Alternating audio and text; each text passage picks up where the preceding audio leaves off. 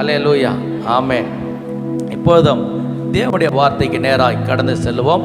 பரிசுத்த ஆவியானவர் அடையாளமாய் நிழலாட்டமாய் எப்படி இருக்கிறார், எப்படி பரிசுத்த ஆவியானவர் நமக்குள்ளாக கிரியை செய்கிறார், எப்படி தேவ பிள்ளைகளுக்குள்ளாக, ஒரு குடும்பத்துக்குள்ளாக, தனிப்பட்ட மனிதனுக்குள்ளாக, இல்லை தேசத்துக்குள்ளாக எப்படி பரிசுத்த ஆவியானவர் கிரியை செய்து கொண்டு இருக்கிறார் என்பதை குறித்து நாம் தியானித்து கொண்டு இருப்போம். அல்லேலூயா. கடந்த நாட்களை நம்ம பார்த்தோம். யோபு எழுதின புஸ்தகம் 27:2 பார்த்தோம், யோபு 33:4 பார்த்தோம், அப்போஸ்தலர்களை பார்த்தோம். அதுக்கு பிற்பாடு யோவான் 20:21-22 வாசித்தோம். ஏனென்றால் தேவ ஆவியானவர் எதை போல் இருக்கிறார்? காற்றை போல் இருக்கிறார். கவனமாய் கேட்டீங்களா? உங்களுக்கு புரியும், நன்றாக விளங்கும். பின்பற்றி நீங்கள் போகும்போது ஆவியான் உங்களுக்குள்ளாக அது வழிபடுவார், உங்களோடு கூட இடைப்படுவார், உங்களை கொண்டு பெரிய காரியங்களை செய்வார். அல்லேலூயா. ஆகவே கடந்த நாட்களிலே யோபு பக்தன் சொல்லுகிறான், தேவனாகிய என் சுவாசம் என்னிலும் தேவன் தந்த ஆவி என் நாசிலும் இருக்க மட்டும் என்று பக்தன் சொல்லுகிறார். அதே போல தேவனுடைய ஆவியானவர் என்னை உண்டாக்கினார், சர்வ வல்லுடைய சுவாசம் எனக்கு கொடுக்கப்பட்டது.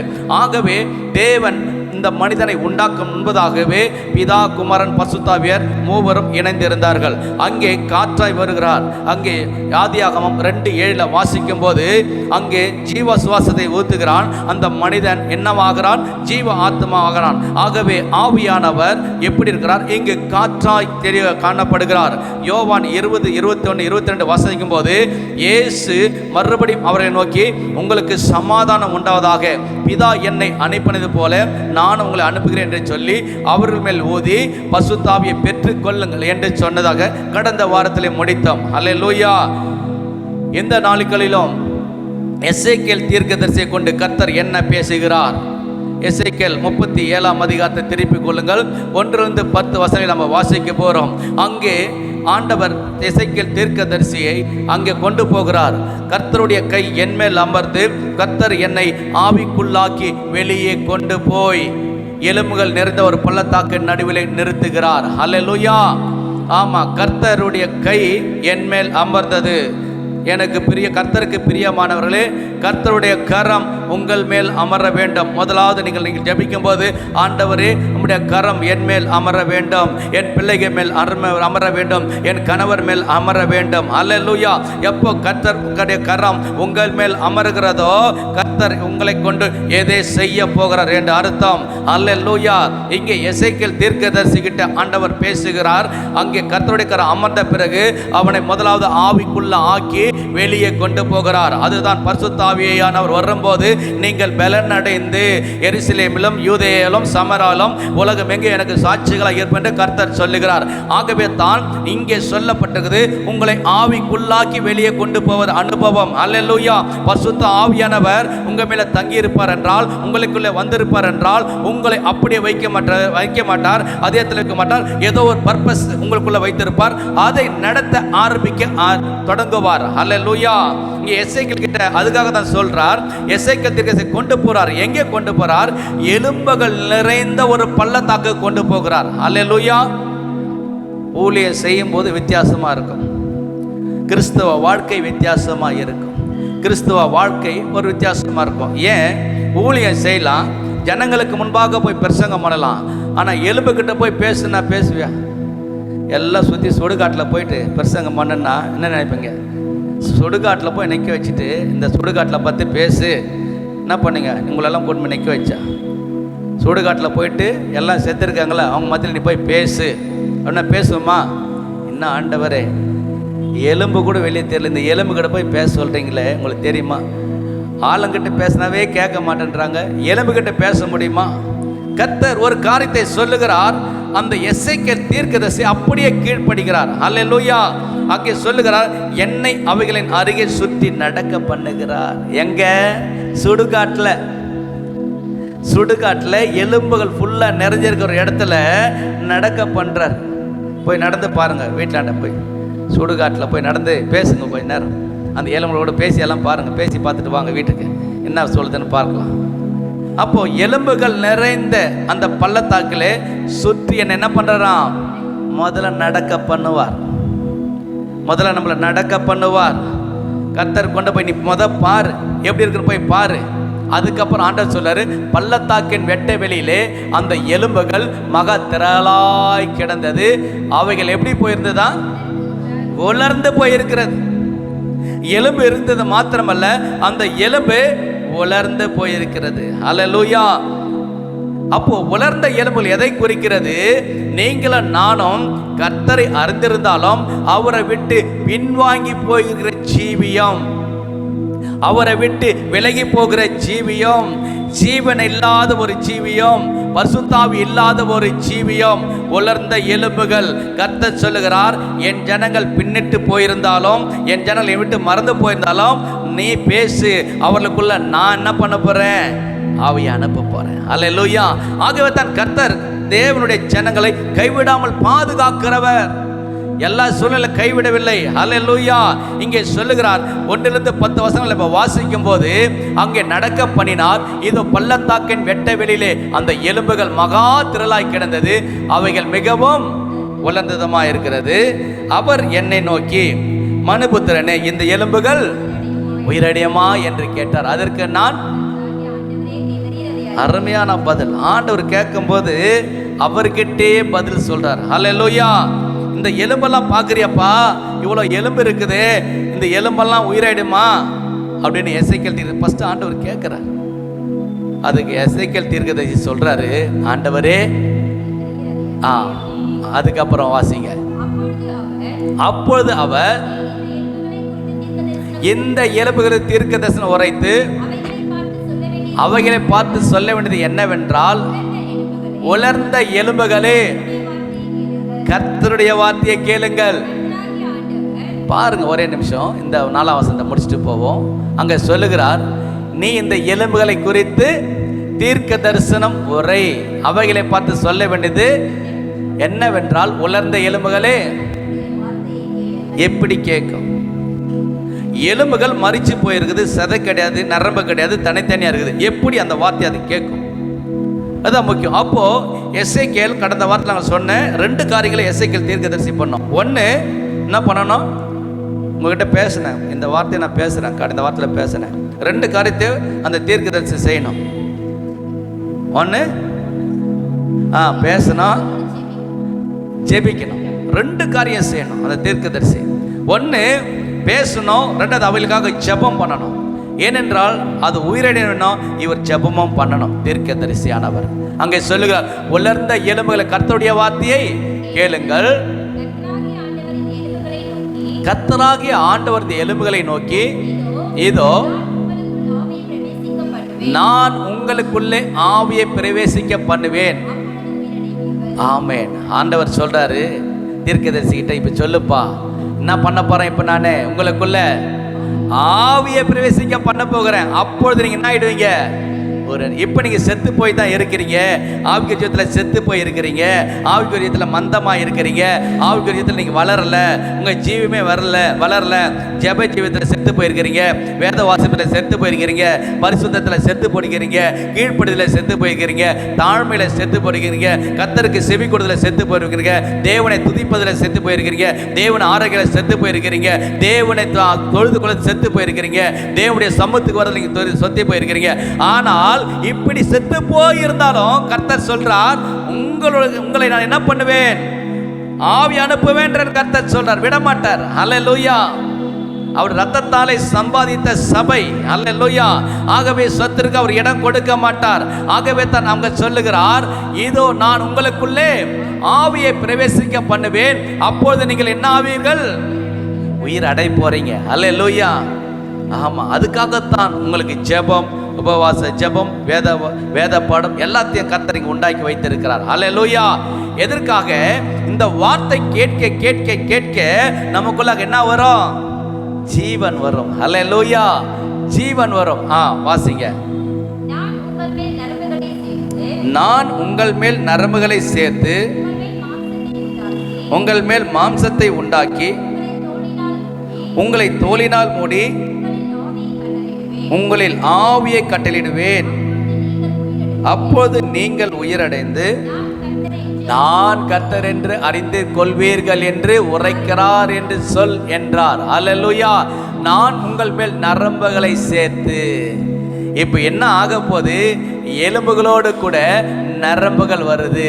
அல்லேலூயா. அப்போ நரம்புகளோடு கூட கர்த்தர் மாம்சத்தை உண்டாக்கி தோலினால் அதை மூடுகிறார். அல்லேலூயா. இதெல்லாம் செஞ்ச பிறகு கர்த்தர் தம்முடைய ஆவியை கொடுக்கிறார். ஹல்லேலூயா. எங்கே ஆதியாமகத்தில் எப்படி கர்த்தர் மனுஷனை மண்ணினாலே உருவாக்கி அவனை மனிதனாய் படைத்து பின்பு தன் சுவாசத்தை அவன் மேல் ஊற்றின போது அவன் எப்படி ஜீவ ஆத்மன் ஆகானானோ, அதே போல இந்த பள்ளத்தாக்கில் இருக்கிற எலும்புகளை எல்லாம் தேவனுடைய வார்த்தை கேட்கும் போது அவர் எல்லாம் திரளாய் ஒன்று சேரும் போது கர்த்தர் தம்முடைய ஆவி அவங்களுக்குள்ள அனுப்பும் போது அது எழுப்பி நிற்குமா. ஹல்லேலூயா. அப்போது நான் உயிரடைந்து, அப்போது என்ன சொல்றாரா? நீங்கள் உயிரடைந்து நான் கர்த்தர் என்று அறிந்து கொள்வீர்கள். ஹல்லேலூயா. ஆண்டவர் எப்படி சேர்க்கிறார்? அத நரம்புகளை, எலும்புகளை, மாம்சத்தை தோலினால். ஹல்லேலூயா. ஆமா, எல்லாவற்றையும் சேர்க்கிறார். பாட்டு இருக்கு இல்லையா? உலர்ந்த எலும்புகள் உயிர் பெற்று எழ வேண்டும், ஒன்று சேர்ந்து புது மனிதனாக வேண்டும்.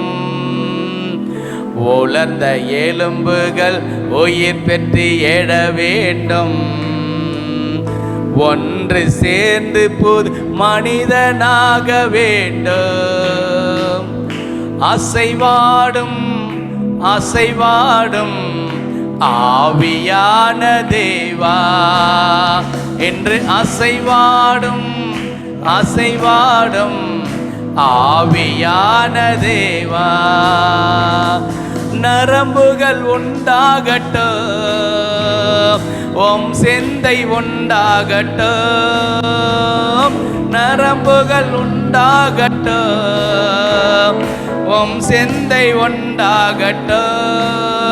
ஐயா அசைவாடும் அசைவாடும் ஆவியான தேவா என்று அசைவாடும் அசைவாடும் ஆவியான தேவா, சதைகள் உண்டாகட்டும், உம் வசனம் உணவாகட்டும். ஆமே. ஓம் சதைகள் உண்டாகட்டும், உம் வசனம் உணவாகட்டும். ஐயா அசைவாடும் அசைவாடும் ஆவியான தேவா, அசைவாடும் அசைவாடும் ஆவியான தேவா. ஆமென். கர்த்தர் தோலினால் மூடுகிறார், மாம்சத்தை கொடுக்கிறார், எலும்புகளை உண்டாக்குகிறார், நரம்புகளை சேர்க்குகிறார். அல்லேலூயா. இங்கே பார்க்கிறோம். இதெல்லாம் சேர்த்து ஆண்டவர் சொல்லுவார், கட்டளையிடுவேன், அப்போது நீங்கள் உயிரடைந்து நான் கர்த்தர் என்று அறிந்து கொள்வீர்கள். அப்போ எசேக்கியேல் தீர்க்கதரிசி சொல்லுகிறார், எனக்கு கட்டளையிட்டபடியே நான் தீர்க்க தரிசனம் உரைத்தேன். அல்லேலூயா. எப்படி நம்ம வாழணும்னா கர்த்தர் கட்டளையிட்டபடி தான் நம்ம வாழணும். கர்த்தர் கட்டளையிட்டபடி தான் நம்ம செய்யணும். கர்த்தர் கட்டளையிட்டபடி தான் குடும்பத்தை நடத்தணும். கர்த்தர் கட்டளையிட்டபடி தான் ஊழியம் செய்யணும். கர்த்தர் கட்டளையிட்டபடி தான் எல்லாமே நம்ம செய்யணும். அல்லேலூயா. பாருங்க, என்ன மாறினாலும் தீர்க்கதரிசி அவர் சொல்றாரு, கர்த்தர் கட்டளையிட்டபடியே நான் தீர்க்க தரிசனம் உரைத்தேன், நான் தீர்க்க தரிசனம் உரைக்கையில் ஒரு இரைச்சல் உண்டாயிற்று. இதோ அசைவு உண்டாகி ஒவ்வொரு எலும்பும் தன் தன் எலும்போடு சேர்ந்து கொண்டது. அல்லேலூயா.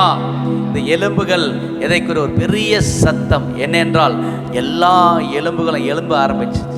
தேவனுடைய சத்தத்தை கேட்க கேட்க மரிச்சு போயிருக்கிற எலும்புகள் என்னாச்சு?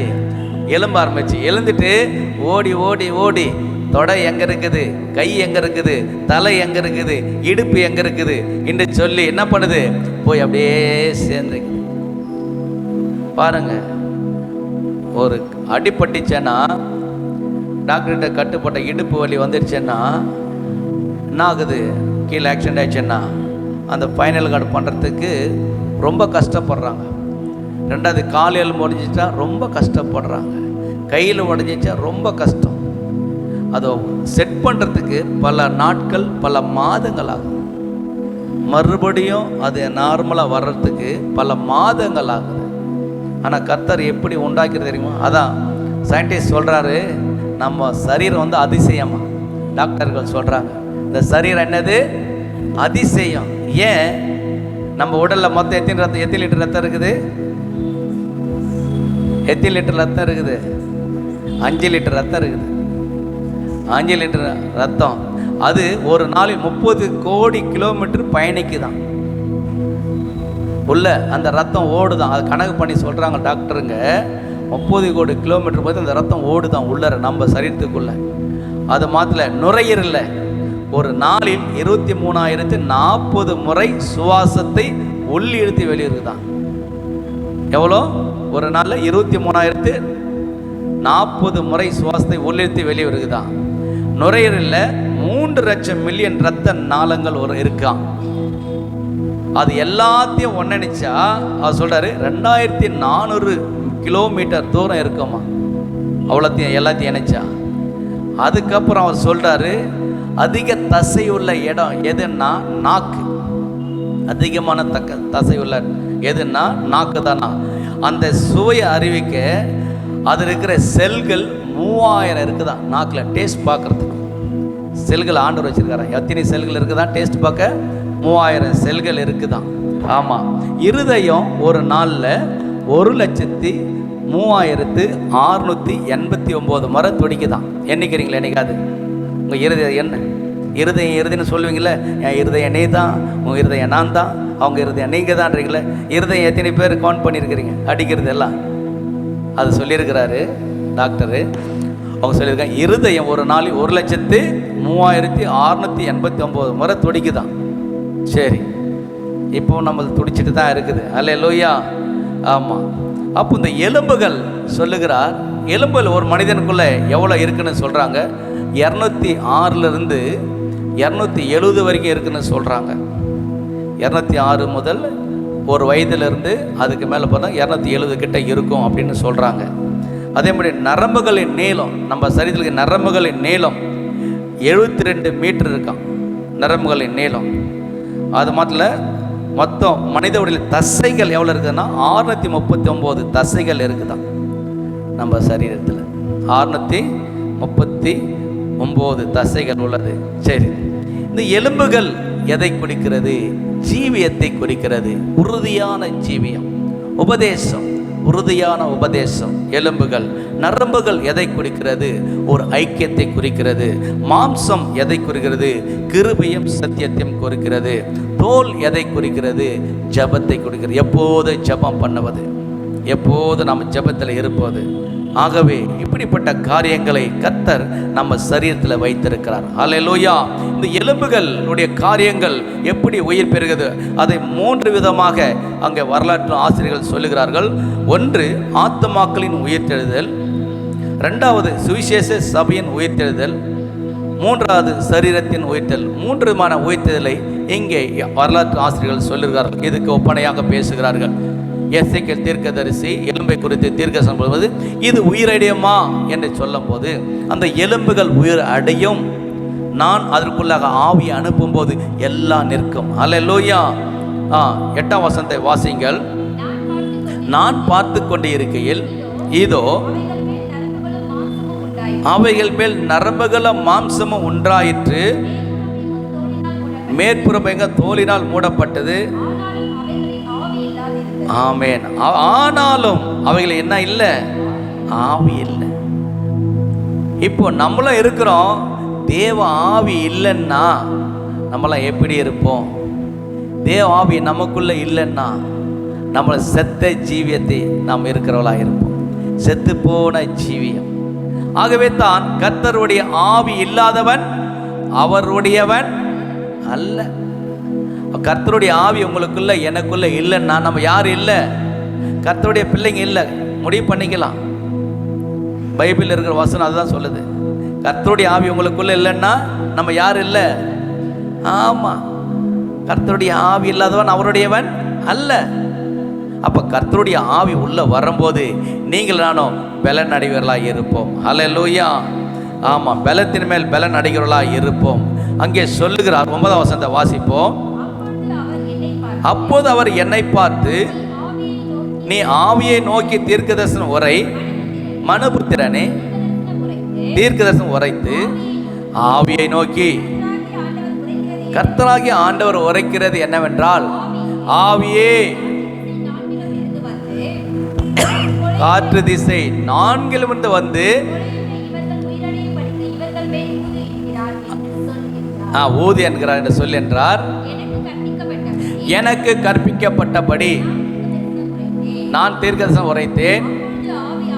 அப்பொழுது ஆவி அவர்களுக்குள் பிரவேசிக்க அவர்கள் உயிரடைந்து காலூன்றி மகா பெரிய சேனை நின்றார்கள். ஹல்லேலூயா.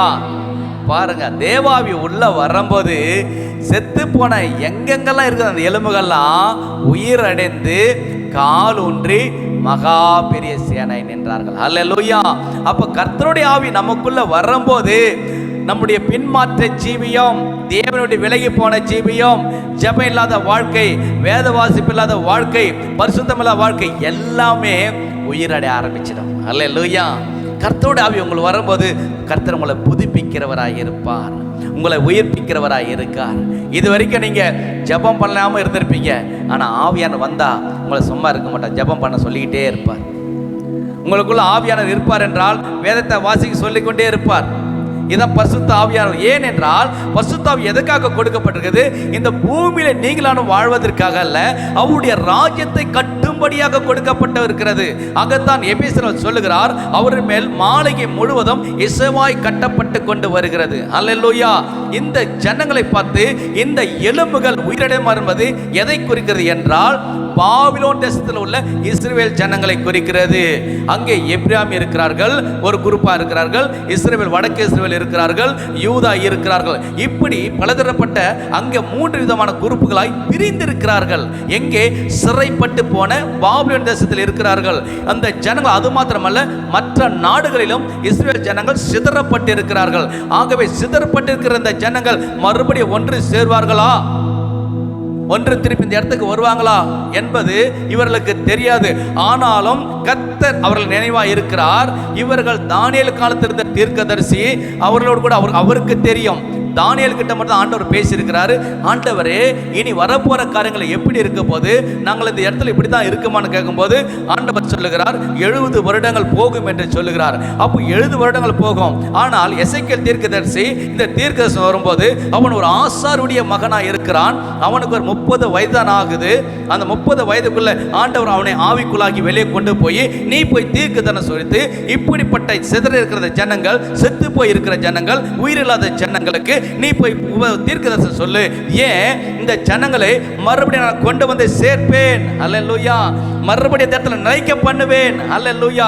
இவர்கள் என்னை விட்டு போனதுனால, பின்வாங்கி போனதால, பாங்கல்களை பின்பற்றி போனதால, அந்த தேசத்துடைய வழிபாடுகளுக்கு இவர்கள் இணங்கி போனதுனால நான் அவளை சிதறடித்தேன். அல்லேலூயா.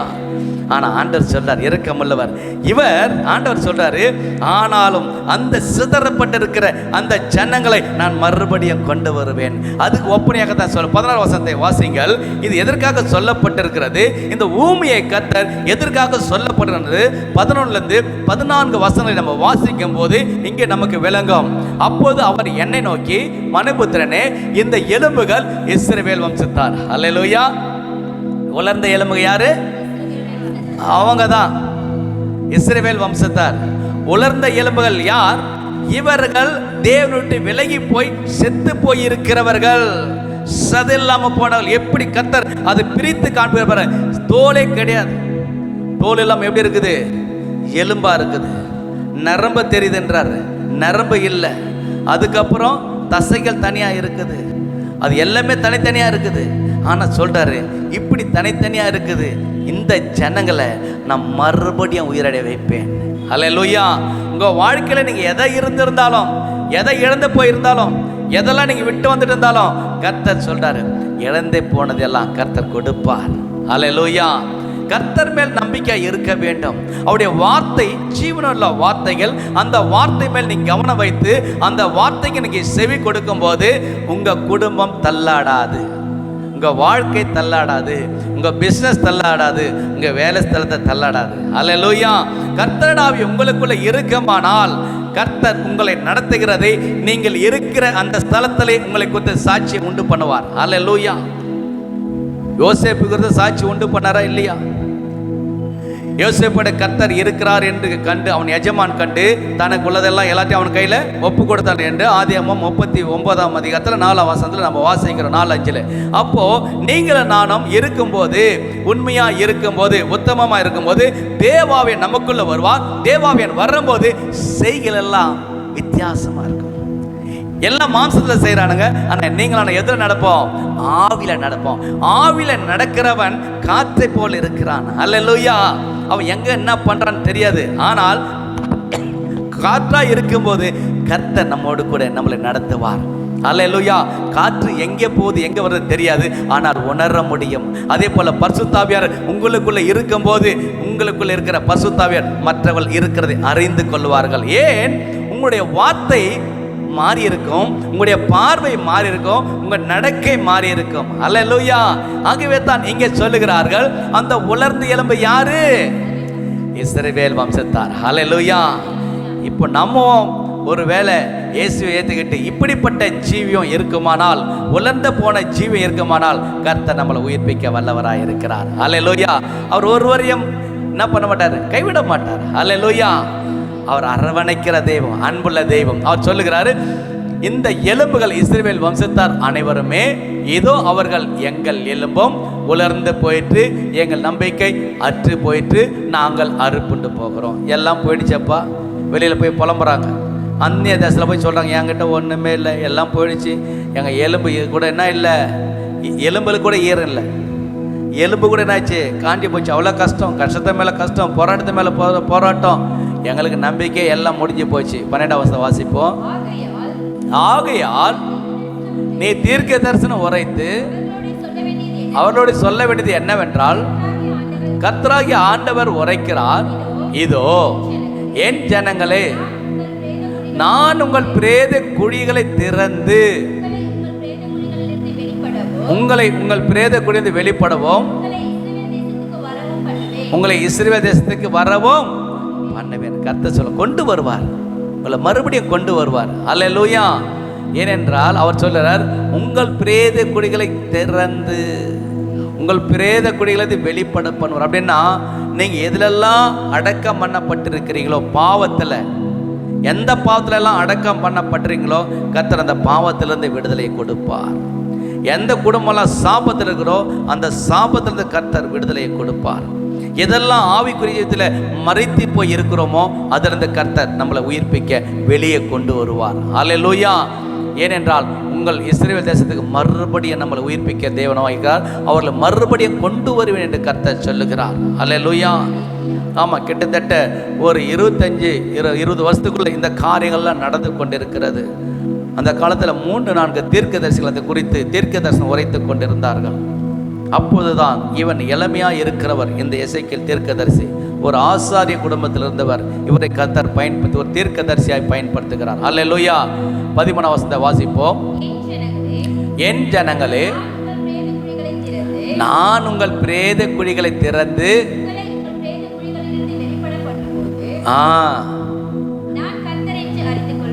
எப்போ தெரியல இதெல்லாம் உங்களை வெளிப்பட பண்ணுவேன். அல்லேலூயா. உங்கள் பிரேத குழிந்து உங்களை வெளிப்பட நான் பண்ண போகிறேன். ஆண்டவர் சொல்ல போகிறாரு, உங்கள் வாழ்க்கையை நான் மாற்ற போகிறேன். இது வரைக்கும் உங்கள் வாழ்க்கை ஒரு மாதிரியாக இருக்கலாம், உங்கள் குடும்பம் அப்படிப்பட்ட ஒரு குடும்பமாக இருக்கலாம். கர்த்தர் சொல்கிறாரு, நான் மாற்ற போகிறேன். அல்லேலூயா. என் ஆவி உங்களுக்குள்ள வரப்போகுது, உங்கள் குடும்பத்தில் வரப்போகுது. கர்த்தர் எல்லாத்தையும் மாற்ற போகிறார். அல்லேலூயா. சூழ்நிலையை மாற்ற போகிறார். உங்கள் குடும்பத்தினுடைய போராட்டங்களை கர்த்தர் மாற்ற போகிறார். உங்கள் குடும்பத்திற்கு தரித்திரத்தை கர்த்தர் மாற்ற போகிறார். இதெல்லாம் மாற்றும் போது உங்களுக்கு தெரியும், கர்த்தர் எனக்குள்ளாக இருக்கிறார், கர்த்தருடைய ஆவியானவர் எனக்குள்ளே வாசம் பண்ணி கொண்டிருக்கிறார், கர்த்தர் என்னை கொண்டு என் குடும்பத்தை ஆசீர்வதிக்கிறார், கர்த்தர் என்னை கொண்டு நான் இருக்கிற ஸ்தலத்தை சாட்சியை நிற்க வைக்கிறார். அல்லேலூயா. கர்த்தர் உங்களுக்குள்ளே இருப்பார் என்றால் நீங்கள் உயிரடைவீர்கள். அல்லேலூயா. எங்கே போனாலும் நீங்கள் வித்தியாசமாக தெரிவீங்க. வித்தியாசம் உங்களுக்கு எப்பவுமே காமிக்கும். உலகத்தை உங்களுக்கு எப்பவுமே பரிசுத்த ஆவியார் உங்களுக்குள்ள இருக்கிறத எல்லாம் பார்ப்பாங்க. பரிசுத்த ஆவியார் எப்படி இருப்பார்? பரிசுத்த ஆவியார் எப்படி இருப்பார்? எப்படி இருப்பார்? பரிசுத்த ஆவியார் பார்த்துருக்கீங்களா? எப்படி இருப்பார்? இதுக்கு முன்னாடி வசனம் தான் நான் பேசினேன். இதுக்கு முன்னாடி அவர் என்ன பண்ணுவார்? காற்று இந்த பக்கத்து அந்த பக்கம் போகும், இந்த பக்கத்து வரும். ஆனால் எங்கே போகுது எப்படி வருது ஆனால் உணர முடியும். அதே போல பரிசுத்த ஆவி உங்களுக்குள்ள இருக்கிறதை நீங்கள் உணர முடியும். அல்லேலூயா. உங்களுக்குள்ள இருக்கிறதை மற்றவர்கள் பார்ப்பார்கள். அல்லேலூயா. வித்தியாசம் தெரியும். சும்மா இல்லை, கர்த்தர் பாருங்க, இஸ்ரவேல் ஜனத்துக்கும் சில ஆண்டுகளுக்கு முன்பாக தீவிரவாதிகளுக்கும் திடீர்னு யுத்தம் நடந்தது. இவங்ககிட்ட எதுவுமே இல்லாத நேரத்தில் நடந்தது. அப்படி நடந்துருக்கும்போது அந்த இடத்துல ஆண்டவர் பாருங்க, இதெல்லாம் பேப்பரில் வந்தது, டிவியில் பார்த்தீங்கன்னா தெரியும். அங்கே திடீர்னு ஆண்டவர் செம்மண் கலர் அந்த தூசியை உருவாக்கி மலை போல 2 பேரும் பிரிச்சுட்டாராம். இவங்களுக்கு அவங்களுக்கு தெரியாத அளவுக்கு மாற்றிட்டாராம் ஆவியானவர். பாருங்க, ஆவியானவர் எப்படியெல்லாம் வராரு பாருங்க. அப்புறம் துப்பாக்கி எடுக்க அவங்களுக்கு தெரியும், ஒன்றுமே இதாகலையா, இவங்களுக்கு ஒன்றும் தெரியல, அதோட அவங்க விட்டு போயிட்டானு. அவ்வளோதான். கர்த்தர் எப்படியெல்லாம் ஆவியார் நம்மளை வந்து பாதுகாக்கிறார் பாருங்க. அல்லேலூயா. அப்போ பரிசுத்த ஆவியார் உங்களுக்குள்ள இருப்பார் என்றால் உங்களை எல்லாவற்றிலும் வித்தியாசமாய் வழி நடத்துவார். உங்களுக்கு என்ன தீமை வந்தாலும் கர்த்தர் உங்களோட இருந்து அதுலேருந்து விடுவிக்க வல்லவராய் இருக்கிறார். அல்லேலூயா. ஆமாம், கர்த்தர் எல்லாவற்றிலும் விடுவிப்பார். ஆனால் ஆவியார் உங்களுக்குள்ள இருக்கணும். அல்லேலூயா. பரிசுத்த ஆவி உங்களுக்குள்ள இருக்கணும். செக் பண்ணுங்க, இருக்கிறாரா இல்லையா அப்படின்னு. கர்த்தருடைய ஆவியான இருந்தால் உங்கள் பார்வை எல்லாமே பரிசுத்தமாக இருக்கும். உங்கள் வாயில் வர வார்த்தை எல்லாமே நன்மைக்கு ஏதவாக தான் இருக்கும், ரட்சிப்புக்கு ஏதவாக இருக்கும். அநேகரை உருவாக்கும், அநேகரை பலப்படுத்தும், அநேகருக்குள்ளாக விசுவாசத்தை உண்டு பண்ணும், வர்த்திக்க பண்ணும். ஜெபாவியம் சொல்லிக்கொண்டே இருப்பாங்க. அல்லேலூயா. எல்லாத்தையும் கற்றுக் கொடுத்தே இருப்பாங்க. அதுதான் தேவ ஆவியானவர் உங்களுக்குள்ள வரும்போது நீங்கள் பலனடைவீர்கள் சொன்ன வாசனம். அதை இங்கே சொல்ற, வெளிப்படும் போது நான் கர்த்தர் என்று அறிந்து கொள்வார்கள். ஒரு வசனத்தை முடிச்சிடுவோம், 14ஆம் வசனத்தை வாசித்து முடிப்போம். ஆண்டவர் சொல்லுகிறார், என் ஆவியை உங்களுக்குள் வைப்பேன், நீங்கள் உயிரடைவீர்கள், நான் உங்களை உங்கள் தேசத்தில் வைப்பேன், அப்போ நான் கர்த்தர் என்று அறிந்து கொள்வீர்கள். இதை சொன்னேன், இதை செய்வேன் என்று கர்த்தர் உரைக்கிறார். ஹல்லேலூயா. கரங்களை தட்டி தேவனை போய்ட்டு இதை சொல்லிட்டாரு, இன்னைக்கு செய்ய போறாரு. உங்க குடும்பத்தில் எவ்வளோ பேர் விசுவாசிக்கிறீங்க? கர்த்தர் என் குடும்பத்துக்கு செய்வாரு. இதே வாழ்க்கை இப்படி இருக்காது, என் குடும்பம் இப்படியே இருக்காது, மாறும். என் பிள்ளைகள் மாறுவார்கள், என் குடும்பம் மாறும், என் பிசினஸ் நல்லா இருக்கும், என் வேலை ஸ்தலத்தில் நான் உயர்த்தப்படுவேன், என் வீடு கட்டப்படும். கர்த்தர் உயிரை வைப்பார். அல்லேலூயா. ஆனால் ஒன்று, ஆவி உங்களுக்குள்ள வரணும். அந்த பரிசுத்த ஆவி வர்ற வரைக்கும் இப்படி தான் இருப்பீங்க. ஆனால் பரிசுத்த ஆவி வந்துட்டானா உங்களுக்குள்ளாக நீங்கள் எல்லா கால் ஒன்றி எழுந்திருப்பீங்க. பரிசுத்த ஆவியானவர் உள்ள வராம நீங்க என்னத்தான் பண்ணாலும் ஒன்றும் நடக்காது. மாம்சத்தில் எது பண்ணாலும் நானாட்டம் நீங்கள் எல்லாருக்கும் ஒரே ரூல்ஸ் தான். இந்த போதிக்கிற எனக்கும் கேட்குற உங்களுக்கும் ஒரே ரூல்ஸ் தான். இதில் ஒரு மாற்றமும் கிடையாது. இதை நான் கை கொள்ளலாம், எனக்கு நானும் வேஸ்ட்டு தான். பேசுறது வர்றது பாடுறது எல்லாம் வேஸ்ட்டு. அப்போ எல்லாத்தையும் நீங்களான கை கொண்டு போதிக்க வேண்டும். வசனம் அப்படி சொல்லுது, இதை கை கொண்டு போதிக்கிறவர்கள் பாக்கி முதல்ல நாம் ப்ராக்டிஸ் பண்ணணும். அப்போ விசுவாசிகள் நம்ம இப்படி நடந்தால் தான் புறஜாதியர்கள் தானாக உள்ள ஓடி வருவாங்க. அப்போ கர்த்தருடைய ஆவி இறங்கும் போது அப்போ சொல்லுது, வாசிக்கும் போது திரளான ஜனங்கள் உள்ள வர்றாங்க. எப்படி வந்தாங்க? பணம் கொடுத்தா கூப்பிட்டாங்க. இவங்க எல்லாம் சொல்றாங்க, பணம் கொடுத்து மாத்துறாங்க, பொருளை கொடுத்து மாத்துறோம் இல்லை. தேவாவி உங்களுக்குள்ள இருக்கலாம். அவன் ஓடி வரான் உங்ககிட்ட. உங்களுக்குள்ள என்ன இருக்குது? ஜீவ வார்த்தை இருக்குது. உங்களுக்குள்ள என்ன இருக்குது? அபிஷேகம் இருக்குது. உங்க கூட என்ன இருக்குது? வல்லம் இருக்குது. உங்களை தேடி வருவான். சொந்தக்காரன் வருவாங்க. மத யாரெல்லாம் உங்களை திட்டினாங்களே, எப்பா எனக்காக கொடுக்க ஜெபம் பண்ண, மெதுவாக சொல்லுவாங்க. மெதுவாக சொல்லுவாங்க, கொஞ்சம் என்ன பண்ண எனக்காக கொஞ்சம் ஜெபம் பண்ணிக்கோ, ஜெபத்தில் வச்சுக்கோன்னுவாங்க. அதுக்கப்புறம் சொல்லுவாங்க, அதுக்கப்புறம் அவங்க கேட்பாங்க, ஜெபம் பண்ணியா எனக்காக அப்படின்னுவாங்க. ஆமாம் பண்ணேன். அதுக்கப்புறம் ஜெபம் பண்ணணும். அப்போ கர்த்தர் அவங்கள உருவாக்கி உங்களுக்குள்ள உங்கள் கையில் கொண்டு வந்து கொடுப்பார். இதுக்காக நீங்கள் ஜெபம் பண்ணணும். யாரும் நரகத்துக்கு போகக்கூடாது. உங்கள் சொந்தக்காரங்க யாரும் நரகத்துக்கு போகக்கூடாது. உங்கள் குடும்பத்தில் ஒரு யாரும் நரகத்துக்கு போகக்கூடாதுன்னா முதலாவது நாம் ஜெபம் பண்ணோம், நாம் உயிரடையணும். கர்த்தர் ஆவி நமக்குள்ளே வரணும். நமக்குள்ளே வந்தால் தான் நாம் நிற்க முடியும், நாம் பேச முடியும், நம்ம தான் சுற்றி நடக்க பண்ணுவார். தேவாவி எனக்குள்ள வராத பட்சத்தில் என்னை கர்த்தர் வெளியே கொண்டு போக மாட்டார். கர்த்தரோடாவி எனக்குள்ளாம கர்த்தர் அந்த பள்ளத்தாக்கு கொண்டு போக மாட்டார். கர்த்தரோடாவி எனக்குள்ள இல்லாம அந்த எலும்புல என்னை நடக்க பண்ண மாட்டார். கர்த்தரோடாவி உள்ள வந்துருச்சுன்னா நம்மளால நடக்க பண்றனா கர்த்தர் நம்மளை கொண்டு பெரிய காரியங்களை செய்ய போகிறார். ஹல்லேலூயா. ஆமா, நீங்களான சாதாரண ஆட்கள் தான் கர்த்தர் நம்மளை கொண்டு பெரிய காரியங்களை செய்ய வாஞ்சிக்கிறார். ஹல்லேலூயா. ஆகவே தான் இஸ்ரேல் ஜனங்களுக்கு அந்த எசேக்கியேல் தீர்க்க தரிசனத்தை சொல்லுகிறார். அந்த ஜனங்கள் எல்லாம் இன்னும் என்ன ஆயிடுச்சு? எங்களை யார் காப்பாத்துவா? யார் எங்களை அந்த தேசத்தை சொந்த தேசத்தை கொண்டு போவாங்க? சிறைப்பட்டு இருக்கிறோமே, சிறைப்பட்டு வேதனையோட கண்ணீரோடு இருக்கிறோமே, எங்களை மறுபடியும் யார் அந்த எங்கள் சொந்த தேசத்துக்கு, கானான் தேசத்துக்கு எங்களை யார் கொண்டு போய் சேர்ப்பார் என்று அந்த ஜனங்கள் தவிக்கிறது தான் கர்த்தர் உலர்ந்த எலும்புகளை என்று கர்த்தர் சொல்லுகிறார். உலர்ந்த போய் இருக்கிற எலும்புகளை கொண்டு ஏதாவது செய்ய முடியுமா? ஒன்ற முடியாது. செத்து போய் இருக்கிற ஜீவியத்தை குறித்து அவங்களால் சுவிசேஷம் அறிவிக்க முடியாது. செத்த ஜீவியத்தை வைத்து அவங்களால் ஊழியம் செய்ய முடியாது. செத்து போய் இருக்கிறத வைத்து கர்த்தர் எதுவுமே செய்ய முடியாது. அப்படிப்பட்டவர்களை கர்த்தர் சொல்றார், நான் மாற்றுவேன் சொல்றார். அல்லேலூயா. அப்படிப்பட்டவர்களை நான் மாற்றுவேன். இந்த ஜனங்கள் எங்களை யார் எங்களுக்காக யுத்தம் பண்ணி இந்த பாபிலோன் தேசத்திலிருந்து மறுபடியும் எங்களை கானான் தேசத்துக்கு கொண்டு போவார்கள் என்று ஜனங்கள் ஏங்கி கொண்டிருக்கும் போதுதான் கர்த்தருடைய வார்த்தை எசேக்கியேல் தீர்க்கதரிசி வருது. சொல்லுப்பா, நீ போய் சொல்லு, நான் கர்த்தர், நான் மறுபடியும் கொண்டு வருவேன். ஆனால் 70 வருஷம் என்ன பண்ணணும்? பாடுகளை அனுபவிக்க வேண்டும். கர்த்தர் குறித்த வருடங்கள் வரைக்கும் அவள் இருக்க வேண்டும். அல்லேலூயா. ஆனால் புதிய ஏற்பாட்டில் உங்களுக்கு எனக்கும் அனுதினமும் கர்த்தர் ஆவியார் நம்ம கூட பேசுவார். அங்கே ஒரு தீர்க்கதரிசி தான் பேசுவார். ஆனால் உங்ககிட்ட என்கிட்ட அனுதினமும் பேசுவார். அப்படி பேசலைன்னா நம்ம ஜெபம் பண்ணணும், ஜெப ஜீவித்தை அதிகரிக்கணும், வேத வாசிப்பு அதிகரிங்க. கர்த்தர் உங்களோட பேச ஆரம்பிப்பார். கர்த்தர் உங்களோட இரவில் பேசுவார், தரிசனத்தை பேசுவார். அநேக பரிசுத்தவான்கள் வேதத்தில் பார்க்கும்போது இரவிலே கர்த்தர் எனக்கு தரிசனமானார், பகலிலே தரிசனமானார். அல்லேலூயா. அப்ப கர்த்தருடைய ஆவியானவர் நமக்குள்ள வந்தாதான் நாம் பரிசுத்தமாய் இருக்க முடியும், பரிசுத்தமாய் வாழ முடியும். அல்லேலூயா. ஆகவே தான் அங்க சொல்லுகிறார், நான் இந்த ஜனங்களை, அடிமையா இருக்கிற ஜனங்களை, சிறைப்பட்டு இருக்கிற ஜனங்களை மறுபடியும் கொண்டு வருவேன் என்று என் ஜனங்களுக்கு போய் சொல்லுப்பா. அல்லேலூயா. கர்த்தர் இந்த நாளிலும் உங்களை பார்த்து சிறைப்பட்டு போயிருக்கிற நம்மளை கர்த்தர் மறுபடியும் கொண்டு வருவார். எதிலெல்லாம் சிறைப்பட்டு போயிருக்கிறோமோ, எதிலெல்லாம் உடைக்கப்பட்டு இருக்க முடியும், எதிலெல்லாம் நம்மளால் எழுந்துக்க முடியாது இருக்குதோ, நம்ம குடும்பம் இது வரைக்கும் எழுந்துக்க முடியாம எந்த சூழ்நிலை இருக்குதோ, கர்த்தர் எல்லாத்தையும் மாற்றுவார். அல்லேலூயா. கர்த்தருடைய ஆவி உங்களுக்குள்ளாக வரும்போது நீங்கள் பலன் அடைவீர்கள். அல்லேலூயா. ஆமா, இன்னொரு வசனத்தை நம்ம வாசிப்போம். அங்க வடக்கு இஸ்ரவேல் தேசத்தாரும் தெற்கு யூதா தேசத்தாரும் பாபிலோன் தேசத்தின் சிறையிருப்பிலிருந்து விடுவிக்கப்பட்டு கானான் தேசத்தில் ஒன்றாய் சேர்வது புதிய ஏற்பாட்டு சபைக்கு அடையாளமாயிருக்கிறது. கர்த்தருடைய சபையிலே யூதரும் புறஜாதியாரும் இசைவாய் கூட்டி சேர்க்கப்படுவார்கள். அல்லேலூயா. 1 கொரிந்தியர் 12ஆம் அதிகாரம் 13ஆம் வசனத்தை வாசிக்கும் போது, ஒரே ஆவியினாலே ஒரே சரீரத்துக்குள்ளாக ஞானஸ்நானம் பண்ணப்பட்டு எல்லாரும் ஒரே ஆவிக்குள்ளாகவே தாகம் தீர்க்கப்பட்டோம். அல்லேலூயா. அங்கே சொல்லுகிறார், எல்லாரும் ஒரே ஆவியினாலே. 13 போடுப்பா, 12, 13.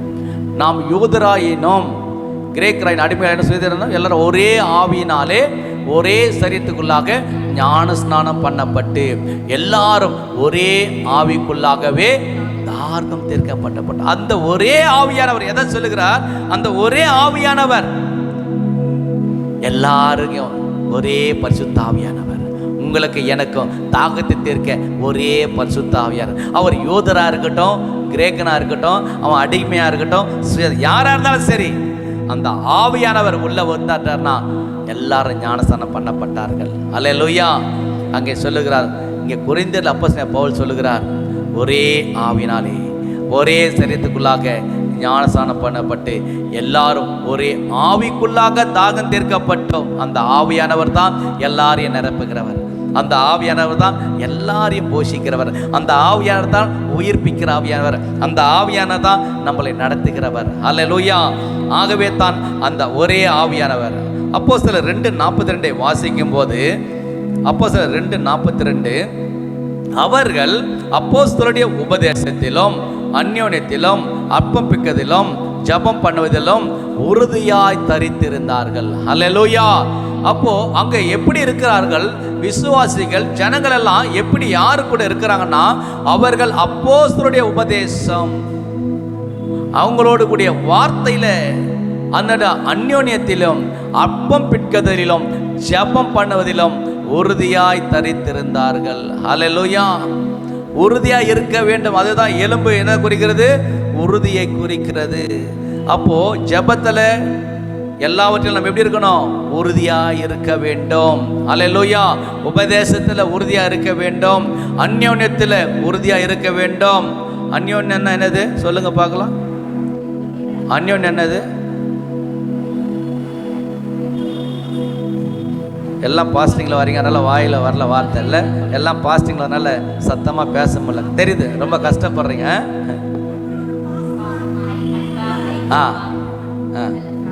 ஒருத்தர் பாசமாக, ஒருத்தர் ஐக்கியமாக, ஆமாம் அப்படி இருக்கிறது பாருங்க.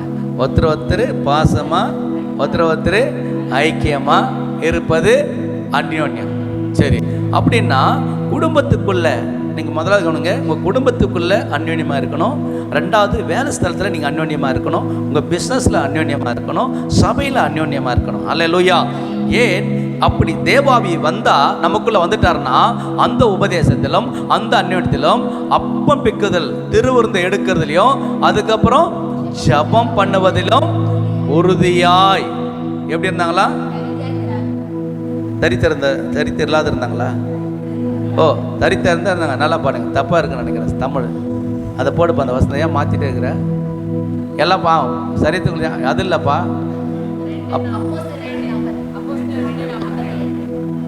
வாசிங்க.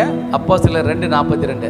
அவர்கள் அப்போஸ்தலருடைய உபதேசத்திலும் அந்யோன்யத்திலும் அப்பம் பிற்குதலிலும். அப்படின்னா எது அப்பம் பிற்குதுன்னா? எது அப்பம் பிற்குதெல்லாம் எதுங்க தெரியுமா? இல்லை வீட்டில் போய் டின்னர் சாப்பிட்றதா? எது வீட்டில் சாப்பிட்றதா? எதுன்னு இது அப்பம் பிக்கிறது எல்லாம் அதான் ஞாபகம். நம்ம சாப்பிட்றனாவே அதான் ஞாபகம் சாப்பாடு. ஆனால் இங்கே என்ன சொல்கிறது? அப்பம் பிற்குதலிலும் ஜபம் பண்ணுவதிலும். அப்படின்னா தரித்திருப்பது என்றால் ஸ்டேபிள், ஒரே நிலையாக இருப்பது, நிலையாக இருப்பது, அப்படியே இருப்பது. இந்த பில்டிங் எப்படி இருக்குது? அப்போ அசைதா? பூகம்பம் வர வரைக்கும் இந்த வீடு அசையாது. அந்த பில்லர் அப்படி ஸ்ட்ராங்காக போட்டிருக்கோம். அப்போது அது போல் நீங்களாம் கிறிஸ்துவுக்குள்ள அஸ்திபாரம் போட்டு நிலையாக இருக்க வேண்டும். இங்கே காற்று அடிக்குது, மழை வருது, புயல் வருது, வர்தா புயல் வருது. என்னென்ன புயல் பிரதர் வந்தது? இங்கே 3 விதமான புயல் வந்தது. எப்படி இருக்குது? அசைதா? காரணம் என்ன? 2வது மாடல் இருக்குது, அசைச்சுதா? இல்லையே. எப்படி உறுதியாக இருக்கிறதோ நாமும் கர்த்தருக்குள்ள உறுதியாக இருக்க வேண்டும். உறுதித்தன்மை, ஸ்திரத்தன்மை. அல்லேலூயா. ஆமாம், அது வருவோம் பின்பாருங்க. அப்போ அவர் சொல்கிறாரு தரித்திருக்கிறதல். நீங்கள் அதை என்ன பண்ணணும்? தரித்திருக்கலாம் எது? உறுதியாக எல்லாவற்றிலும். எப்படி நம்ம ட்ரெஸ்ஸு எப்போவுமே போட்டிருக்கிறோமோ அது போல் எப்போவுமே பரிசுத்தாவியை காத்து கொள்ள வேண்டும். அந்த விசுவாசம் நமக்குள்ளே இருக்க வேண்டும். ஜபம் இருக்க வேண்டும். வேத வாசிப்பு இருக்க வேண்டும். எப்பொழுதுமே தரித்து கொள்ள வேண்டும். அதை தான் சொல்கிறாங்க அப்போஸ்தலர்கள் அதனால இருந்தாங்க. எப்படி அவங்களுக்குள்ள அப்படி வந்தது? இயேசு கிறிஸ்து தான் ஒருத்தர் வந்தார். அதுக்கப்புறம் 12 பேர் வந்தாங்க. அதுக்கப்புறம் எத்தனை பேர் வந்தாங்க? 70 பேர் வந்தாங்க. அதுக்கப்புறம் 120 பேர் வந்தாங்க. அதுக்கப்புறம் 3000, 5000 திரளான ஜனங்கள். 2ஆம் அதிகாரத்தில் 3000 பேர். 1ஆம் அதிகாரத்தில் 120 பேர். ஃபஸ்ட்டு 1ஆம் அதிகாரத்தில் 5ஆம் வருஷத்தில் 12 பேர். 1:15:20 120 பேர். 2ஆம் அதிகாரத்தில் 46ஆம் வருஷத்தில் பார்த்தீங்கன்னா 3000 பேர். 4ஆம் அதிகாரத்தில் 5000 பேர். அதுக்கப்புறம் 6ஆம் அதிகாரத்தில் பார்க்கும்போது திரளான ஜனங்களும் புருஷர்களும். அதுக்கப்புறம் விசுவாசிகளெல்லாம் ஒன்றா நிரம்பிட்டாங்க. அதுக்கப்புறம் பேர் மாற்றப்படுது. அப்போ சில 6ஆம் அதிகாரம் 1 சீஷர்கள் பெருகின போது. இதுதான் இப்போ நம்ம நடத்த போகிறோம். அல்லேலூயா. என்ன பெருகிறோம்? சீஷர்களாக மாறணும். நீங்களும் நானும் மாறணும். இப்போ அந்த லெவலுக்கு போயிட்டு இருக்கிறோம். அல்லேலூயா. நம்ம சீஷன் என்பவன் குருவை போல வாழணும். பாட்டு பாடுவான லேட் ஆயிடுச்சு, அதனால பாட்டெல்லாம் ஸ்டாப் பண்ணியிருக்கிறேன். ஆக வார்த்தை நிறைய கொடுக்கணுன்றதுக்காக. அப்போது நம்ம எப்படி இருக்க வேண்டும்? தரித்திருக்கலாம் இருக்க வேண்டும். அப்போ சொல்ல எப்படி மாறினாங்க அதுதான் முக்கியம். எங்க அவங்க ரொம்ப இன்ன வரைக்கும் வைராக்கியமாக இருக்கிறாங்க. ஆனால் அப்படி எப்படி கர்த்தரை மாத்துறாருன்னா அப்போ என்ன நடந்திருக்குது? அவங்களுக்குள்ள ஒரு அபிஷேகம், வல்லமை அவங்களுக்குள்ள வெளிப்பட்டு கொண்டே இருக்குது. யாருக்கிட்ட? அப்போஸ்தலர்கிட்ட. ஏன் அவர்கள் இந்த பூமியை குறித்து பேசுனதே இல்லை, பரலோக ராஜ்யத்தை குறித்து பேசி கொண்டு இருக்கனால அந்த ராஜ்யங்கள் பணங்களுடைய இருதயங்களை அவர்கள் எல்லாரையும் கவர் பண்ணி கர்த்தருக்குள்ள கொண்டு வருது, சுத்திகரித்து கர்த்தருக்குள்ள கொண்டு வருது. ஜனங்களை பரிசுத்தமாக்கி கர்த்தர்கிட்ட கொண்டு வருது, அந்த வல்லமைகளை கொண்டு வருது. அதுதான் தொடர்ந்து நீங்க ஆவியானவர் உங்களுக்குள்ள வரணும். அதுக்கு நீங்க காத்திருந்து ஜெபம் பண்ணத்தான் அது வரும். ரெண்டாவது, அதை நீங்க தரித்து கொள்ள வேண்டும். என்னைக்கோ வாரத்துக்கு ஒரு நாள் போய் பைபிளை நீங்க தூக்கி போட்டு அதோட சண்டே எத்தனை வருது இல்லை. பைபிள் அனுதினமா நீங்க வாசிக்கணும். உங்க வாழ்க்கையில காலையில சாயங்காலம் எனக்கு நேரம் கிடைக்கும் போதெல்லாம் பாடக்கூடாது. அவர் தப்பா பாவம் எழுதிட்டார், நல்லா பாடு. எனக்கு நேரம் கிடைக்கும் போதெல்லாம் பாடு. அப்போ நீ அவரோட நம்ம தான் பெரிய ஆளா தெரியும், ஆண்டவரோட. எப்பொழுதும் தான் பைபிள் சொல்லுது, எப்பொழுதும் பைபிள் என்ன சொல்லுது, எப்பொழுதும் இடைவிடாமல். இப்படி தான் பைபிள் சொல்லுது. நீங்கள் துதிக்கணும், ஆராதிக்கணும், தொழுது கொள்ளணும், வேதத்தை வாசிக்கணும், ஜெபம் பண்ணணும். எப்பொழுதும் விழித்திருக்கணும், எப்பொழுதும் ஜெபம் பண்ணணும், எப்பொழுதும் வேத வாசிக்கணும். இந்த ஞாயிற்று வாசம் உன் இருதய பயில என்ன பண்ண விட்டு பிரியாது இருக்கணும், எழுதி வை என்றார். எப்பவுமே நீங்கள் என்ன பண்ணுத, தரித்திருக்க வேண்டும். ஏன் தரித்திருக்க வேண்டும்? அப்போ தான் உங்களுக்கு கேடகமாக இருப்பார், அப்போ தான் உங்களுக்கு மகிமையாக இருப்பார், அப்போ தான் உங்களை விடுவிப்பார். கர்த்தருடைய ஆவியானவர் உங்களோடு கூட இருப்பார். இதை நீங்கள் தரித்து கொள்ள வேண்டும். அல்லேலூயா. அப்போ அங்கே வாசிக்கிறோம், தரித்திருத்தல். அவர்கள் அப்போஸ்தலருடைய உபதேசத்திலும் அந்நியனத்திலும் அப்பம் பிக்குதலும் ஜெபம் பண்ணுவதிலும் உறுதியாய் தரித்திருந்தார்கள். அல்லேலூயா. இனிமே டெய்லி வேத வாசிப்பேன் அப்படின்னு சொல்றாங்களா? அல்லேலூயா சொல்லுங்க. இனிமே நான் டெய்லி வேத வாசிப்பேன். நீங்கெல்லாம் வாசிக்கிறீங்களே, நான் வாசிக்காத பற்றி தான் சொல்கிறேன். நீங்கள் தான் டெய்லி வாசிக்கிறீங்களா? ஏன் காலையில் ஜெபம் 3 மணிக்கெல்லாம் ஏந்தி ஜெபம் பண்ணுறீங்க, 3 மணிக்கு ஏந்தி ஜெபம் பண்ணுறீங்க, வேதத்தை வாசிக்கிறீங்க. நான் பண்ணாதங்களை பற்றி சொல்கிறேன். அல்லேலூயா. பிள்ளைங்கள்லாம் நல்லா சைலண்ட்டாக இருக்கிறாங்க. ஏன்னா இரண்டுமே தெரியாது. இப்போ நான் இப்படி சொன்னால் அப்படி மாட்டி பண்ணுறது. பிள்ளைங்கள்லாம் எப்படி இருக்காங்க, ரொம்ப சைலண்ட்டாக மெயின்டைன் பண்ணுறாங்க. டெய்லி எல்லாமே பைபிள் படிக்கிறேன்னு சொன்னால் அங்கிளுக்கு பிடிச்சிட்டு வாங்க சொல்லி உஷாராக இருக்கிறாங்க அந்த பிள்ளைங்கள்லாம். அப்போ என்ன பண்ணணும், நம்மலாம் இனிமேல் டெய்லி வேதத்தை வாசிக்க வேண்டும், டெய்லி ஜெபம் பண்ண வேண்டும், தினமும் தேவனுடைய சமூகத்துக்கு போகணும். அல்லேலூயா. எல்லாம் போகணும், தேவனுடைய சமூகத்துக்கு போகணும், தேவனோடு கூட இருக்கணும், தேவனுடைய வாழ்க்கையில கூட அப்படியே பகிர்ந்து போகணும். அப்போதான் கர்த்தர் உங்களோடு கூட இருப்பார், அப்போதான் கர்த்தர் உங்களுக்குள்ள மகிமையான காரியங்களை செய்வார், அப்போதான் கர்த்தர் உங்களை விடுவிப்பார், அப்போதான் கர்த்தர் உங்களை மென்மேலும் பெருக செய்வார். அல்லேலூயா. அப்போ கர்த்தருடைய ஆவி உங்களுக்குள்ள வந்துச்சுன்னா நீங்க எப்படி இருப்பீங்கன்னா, உறுதியா இருப்பீங்க, உறுதியா இருப்பீங்க. ஏன்? நீங்க வழுவி போக மாட்டீர்கள். உங்க வாழ்க்கை வழுவாது, உங்க குடும்பம் வழுவாது, உங்க பிள்ளைங்க வழுவ மாட்டாங்க, உங்களுடைய வேலை ஸ்தலம் வழுவாது, உங்க பிஸ்னஸ் வழுவாது. ஏனென்றால் யூதா 20 வாசிக்கிறோம், வழுவாதபடி உங்களை காக்கிற ஒரு தெய்வம். அல்லேலூயா. ஆமாம், நம்மளை வழுகாதபடி காக்கிற ஒரு தெய்வம் நம்மோடு கூட இருக்கிறார். அல்லேலூயா. ஆகவே தான் நீங்கள் நானும் உறுதியாக இருக்க வேண்டும், அந்த ஜெபத்திலே உறுதியாக இருக்க வேண்டும், வேத வாசிப்பிலே உறுதியாக இருக்க வேண்டும், விசுவாசத்திலே உறுதியாக இருக்க வேண்டும், உபதேசத்திலே உறுதியாக இருக்க வேண்டும், கர்த்தருடைய வார்த்தை கீழ்ப்படிந்து நடக்க வேண்டும், கர்த்தருடைய வார்த்தைக்கு செவி கொடுத்து நடக்க வேண்டும். அல்லேலூயா. ஆகவே தான் அவர்கள் அப்போஸ்தலருடைய உபதேசத்திலும் அந்நியத்திலும் அப்பம் பிற்கதிலும் ஜெபம் பண்ணதிலும் உறுதியாய் தரித்திருந்தார்கள். அல்லேலூயா.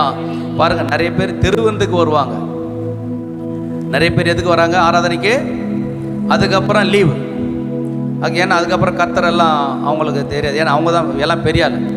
அவங்க நினைக்கிறப்போ திருவிருந்து எடுத்துட்டா பரிசுத்தமாயிடுவோம், பரலோகத்துக்கு போயிடுவோம் அப்படின்னு நினச்சிங்கிறதுல ஒன்றும் நடக்காது. நினச்சிக்காதீங்க, திருவிருந்து எடுத்துட்டா பரலோகத்துக்கு போயிடலாம், அதெல்லாம் நடக்காது.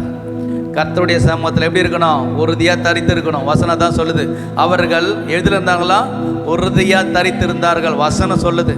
இந்த வசந்த பிரகாரம் வாழ வைத்தால் அவருக்கு விடிய காலத்தை வெளிச்சம் இல்லைன்னு ஏசாயா 8:18-20 வாசிக்கிறோம். ஆகவே வாசிக்க வேண்டாம். அப்போ விடியற் காலத்து வெளிச்சம்னா வருகையில் வருது, இயேசு தான் வெளிச்சமாக இருக்கு பாரு. அந்த வருகைக்கு போனோன்னா நீங்கள் நானும் எப்படி இருக்கணும்? தரித்திருக்க வேண்டும்.